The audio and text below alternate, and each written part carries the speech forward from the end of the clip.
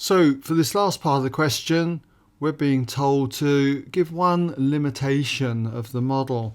Well, looking at the mark scheme, they've given several examples, and hopefully you would have had one of these ones. We are assuming that the ground is horizontal. Very unlikely. There's going to be some bumps, I'm sure, in the ground. Okay, so not necessarily going to be horizontal. The ball needs to be kicked from the ground. Well, it might not be. Okay, it's going to be maybe bouncing just before it's kicked, say. The ball is modelled as a particle. Ball is not a particle really. Okay, it's got a diameter. A particle will be infinitesimally small. Okay, the diameter would be negligible, shall we say.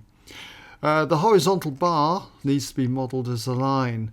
Well, that's possibly going to dip in places.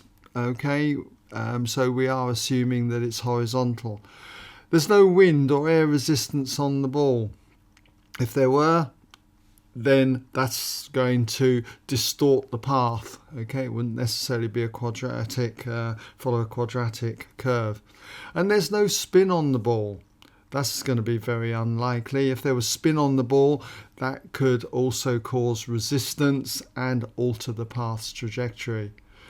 No obstacles in the trajectory or path of the ball.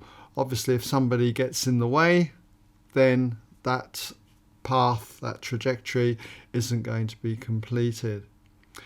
And the trajectory of the ball is a perfect parabola. Well, as I said in some of these other questions, it's not necessarily going to be a perfect parabola, especially if there's wind or air resistance on the ball.